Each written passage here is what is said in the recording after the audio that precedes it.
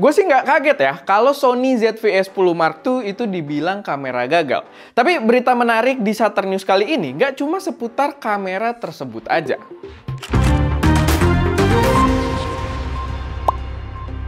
Sebelum masuk ke informasi pertama, gue pengen ngingetin aja kalau kita ada produk digital yang mungkin berguna buat kalian.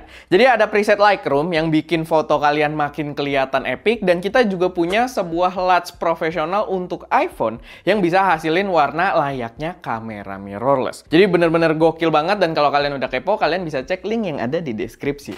Masuk ke informasi pertama, ini ada info dari thenewcamera.com yang thumbnailnya itu nunjukin Sony ZV-E10 Mark II dengan stempel failed atau gagal. Jadi kalau kita baca artikelnya, kata source di China, ZV-E10 Mark II ini penjualannya nggak sebagus itu di USA, nggak sesuai ekspektasi mereka. Gue pribadi nggak heran karena sudut pandang gue saat nunggu kamera ini adalah sebagai user yang excited, yang udah kepengen banget buat beli dan bahas gitu ya. Tapi sampai akhirnya dirilis dan gue menjadi calon pembeli yang kecewa setelah melihat spesifikasi yang dikeluarkan. Tapi gue lurusin ya, ini bukan kamera jelek. Cuman memang Gen 1-nya itu udah terlalu bagus sehingga ekspektasi orang-orang terlalu tinggi pada kamera yang satu ini. Sebenarnya kayak UI yang baru dan baterai yang lebih besar itu adalah upgrade yang cukup signifikan, dan kalau kalian pakai yang Gen 1-nya upgrade ke sini, pasti perbedaannya bakal terasa banget. Apalagi dari baterai dan UI-nya gitu ya, itu bakal berasa banget. Cuman memang harganya lumayan tinggi dibandingkan yang generasi sebelumnya, jadi banyak yang lebih memilih untuk tetap keep di Gen 1-nya aja, atau bahkan nggak sedikit juga yang pas itu keluar memilih, oh ya udahlah beli yang Gen 1-nya aja. Again, itu keputusan masing-masing, tapi emang yang menarik juga dari kamera ini adalah dia dapat rating bintang 2 di B&H Photo Camera. B&H Photo Camera, pokoknya di toko B&H Photo lah, yang biasanya jadi acuan gitu ya kalau kita lihat ada kamera-kamera baru. Selanjutnya masih dari The New Camera, ini ada report dari MAP Camera yang merupakan toko kamera yang cukup besar, atau paling besar kayaknya ya di Jepang. Tapi ini dari MAP Camera yang menunjukkan data kalau Nikon Z6 Mark III itu menduduki peringkat penjualan nomor 1 dengan gap margin yang cukup besar. Lalu nomor 2 itu dijuarai oleh Fujifilm X-T50. Kamera yang gua udah request lumayan lama ya buat pinjem, tapi nggak dikasih-kasih sejauh ini. Mungkin ini jadi reminder buat gua nodong lagi gitu kan. Karena kamera yang cukup menarik juga buat gua coba, tapi kita belum megang-megang lagi. Dan data ini sebenarnya memperlihatkan kalau Nikon Z6 Mark III ini benar-benar mendorong momentum Nikon untuk kembali berkuasa di pasaran kamera. Semoga aja langkah-langkah gokil dari Nikon yang dibawa di Z9, ZX, dan Z6 ini bakal dibawa juga gitu ya ke jajaran APS-C mereka, biar Fuji dan Sony tuh makin punya persaingan yang lebih seru di kelas crop sensor. Next, ini ada dari X-nya Igor Bogdanov, atau ya kalau kalian search dia ad-nya itu Quadronews kalau nggak salah namanya, dimana dia mulai post-post update lagi seputar DJI Neo lagi. Biasanya ini jadi penanda kalau produknya bakal diluncurkan atau peluncurannya tuh semakin dekat gitu ya, walaupun belum ada angka pastinya atau tanggal pastinya, dan kita belum dapat spesifikasi juga, yang berarti ya gapnya masih agak lumayan. Cuman dengan dia udah mulai posting harusnya sudah semakin dekat. Gue sih baru kepikiran ya, karena katanya dia ini kan pakai AI buat tracking subjeknya, dimana gue berharap banget kalau secara fungsi tracking itu dia bisa kayak Skydio. Skydio aja dulu kayaknya nggak ada embel-embel AI ya. Kita yang penting bawa beaconnya dan dia ngikutinnya tuh bisa sinematik, bisa ngelewatin obstacle dan lain sebagainya tuh secakep itu. Cuman kalau lihat dari desain drone-nya kayaknya ini bukan drone yang buat hindarin obstacle dengan sensor-sensor di sekitar ya. Karena justru drone ini sepertinya didesain untuk menabrak-nabrak juga ya. Karena dia kayak ala-ala apa namanya, Cinewhoop ya kalau di bahasa FPV, dia yang punya propeller guard-nya gitu. Jadi dia buat nabrak-nabrak harusnya nggak jadi masalah.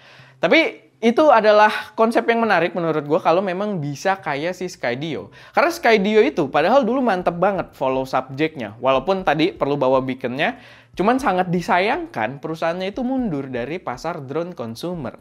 Semoga aja DJI Neo ini bisa mengisi segmentasi tersebut dengan baik. Atau bahkan di range yang lebih murah ya. Karena Skydio itu dulu drone yang lumayan flagship gitu. Lumayan mahal untuk yang si Skydio 2-nya itu ya.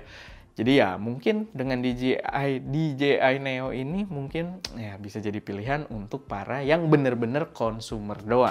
Lanjut lagi ada Ricoh yang mengeluarkan fitur yang mungkin sebenarnya cukup dibutuhkan, yaitu adalah fitur password lock di kamera terbaru mereka, Ricoh G900 Mark II, G900 Mark II. Ini fitur yang menarik pas gua pertama denger, pas lihat di artikel gitu ya, thumbnail pertama, oh iya ada passwordnya gitu, jadi keren banget. Walaupun lama-lama kalau dipikir-pikir, rasanya kayak nggak bener-bener butuh juga gitu ya. Apalagi kalau di kamera normal, ini kan kamera dia yang ala-ala kamera pocket adventure gitu ya. Yang kamera kecil juga, bukan target pasarnya juga bukan gua.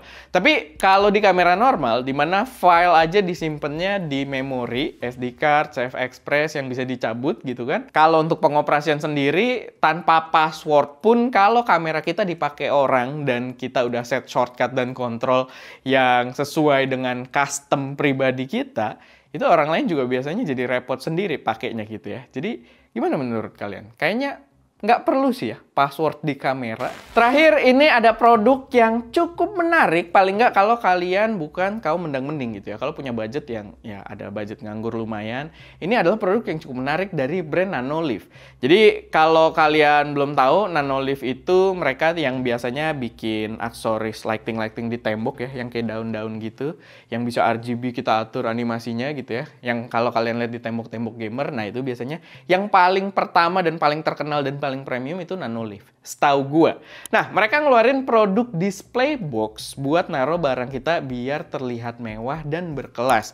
Mungkin di lemari atau di sekitar meja kerja kita itu ganteng banget gitu ya. Dan gue yakin bisa diatur secara RGB juga. Di fotonya juga ada yang naruh kamera Leica gitu ya. Jadi kelihatan ganteng banget. Ada yang naruh sepatu juga atau ya valuable apapun yang pengen kalian pamerin di meja kerja kalian.